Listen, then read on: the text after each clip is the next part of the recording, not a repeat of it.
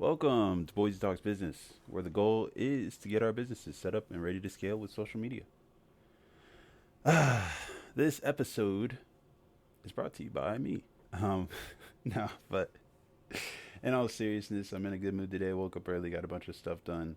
The rebrand's going pretty good.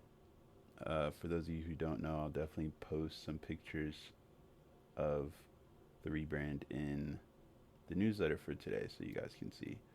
But I did change up a lot of things on X, not just the color scheme or color palette that I plan to use for my brand, but also the messaging and the lens through that messaging. So selling for introverts is pretty much the theme here. With the current campaign is sell like an introvert. And just to give a little insight into that before we jump into this post, I'm an introvert through and through. Probably like the most introverted person you'll meet in person, and that's mainly because we'll never meet in person. Um, so yeah, there's that. And throughout my career, that has always been like a big problem, considering that my career has been in sales for the last 5 6 years. Um, and the reason it's a big problem is because everybody who seemed to do well carried this extroverted energy of outgoingness and just being willing to talk to anybody. And I myself had a very hard time making connections with people. It was never really a natural thing for me. And so throughout the journey, I pretty much had to learn how to adapt some of those strategies to benefit me as an introvert. And so that's primarily what I want to talk about is just the benefits of being an introvert in sales and why I think introversion is a more valuable quality than extroversion in some cases. So it'll be a fun time if you're interested in learning more about that stuff. Definitely follow me on Twitter. His name's just Boise Gordon.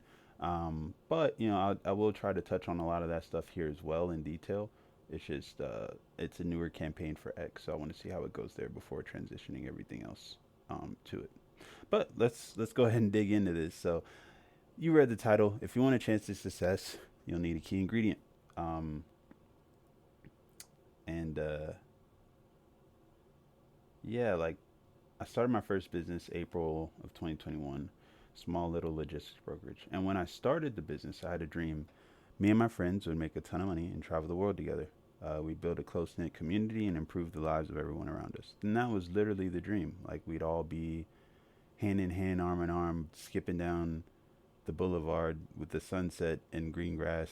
Like, it was very, you could say childish, but it was definitely a dream that I felt like a successful business could help us attain. And it could, right? Like, it's definitely a possibility. And so with that dream, um, I had to take action on it. So what did I do? I started a company, or started the company, like I said, April, scaled it a bit. So wanted to get it to a point where we could start to hire more people, needed more help. And so I hired my friends. About the first 6 hires were all friends of mine, um, primarily people who I had played video games online with, right?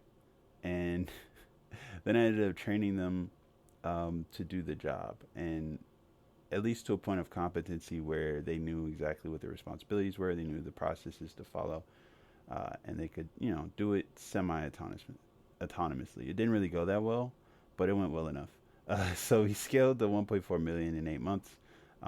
Just me, a team of my friends, and yeah, a business. And mind you, I had no clue how to run a business. It was my first business ever. I had never done anything entrepreneurial other than sales. So I was a sales professional through and through. Hadn't been in management, hadn't been in HR, hadn't been in accounting, hadn't been in operations, literally just sales. I knew how to add customers, I knew how to talk to people. That was like primarily the skills that got me through this period. Um, and even now, I still like to go back and study how I got it off of the ground, just systematically, like picking apart what worked, what didn't work, and then trying to rebuild the process. And I have fun doing that in my head. But the biggest thing that got us off the ground fast was the vision. I followed the vision. Every decision I made had the vision in mind. even the decisions that my friends made or my employees at the time had the vision in mind, right? It was the compass that decided every direction that the company would follow. And we wanted to reach the mountaintop together. That was the motivation. That was the battery pack that kept us going um, through everything, right? So, what about the key ingredient? So, during my 3 year tenure as CEO, Softflex, um, we had moments of success and progress, but we had plenty of moments of failure and setbacks. And I mean a lot of those. I'm talking about things that would make most people quit. I'll just name a few. So internal sabotage. Yeah, we had employees literally looking to cause the business harm intentionally, not just accidental harm.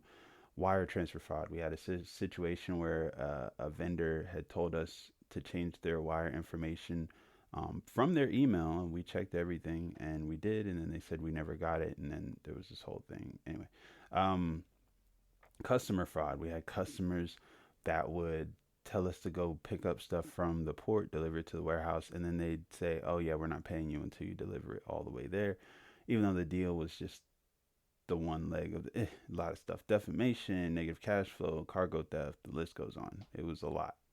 In 3 years, like I said, 80% of my business was primarily dealing with fires, and then the other 20% was us just coasting on the success of dealing with those fires. So um, it was definitely a crazy time, and we made it through all the struggles.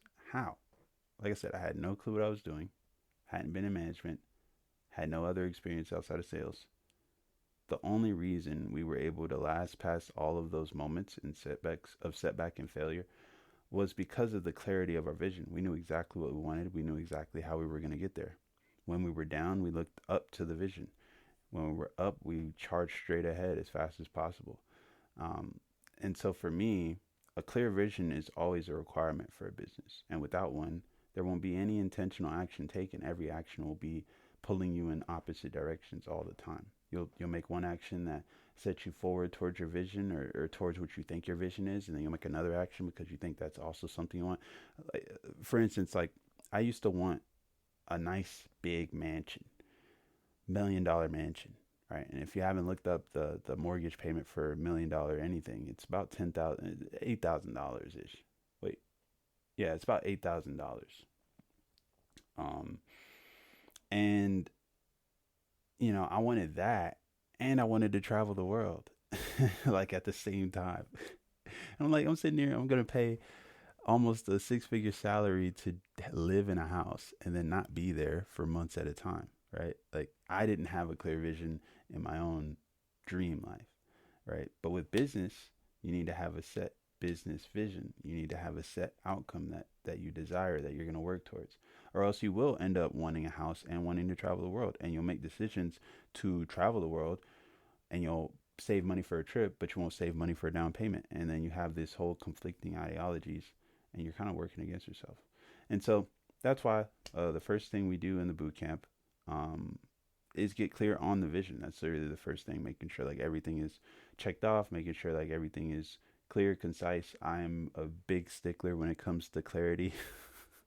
And so no one's leaving that first day without ever getting past that. Um, and that's pretty much like the first thing. And then once that's out of the way, we create a clear offer that requires no selling. I believe, with the key word of offer being offer, you shouldn't have to convince anybody to use it or want it. I think it should be good enough to where people want it by itself. Um, and so, we create an offer that requires no selling. And all these things are the foundation that allows me to help you scale, or anybody scale, 2x, 3x, 4x.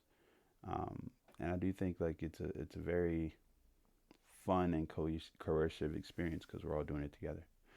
So if you are interested, registration for this bootcamp is closed, but I am opening the next one June 10th.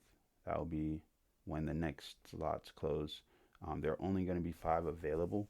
So if you are interested, feel free to DM me on X or email me at waitlist@boisegordon.com, and we can get that set up. But yeah, definitely make sure you guys have y'all's vision, insight. Make sure you know what you want, and be very, very specific. I wrote a tweet on it today about just clarity of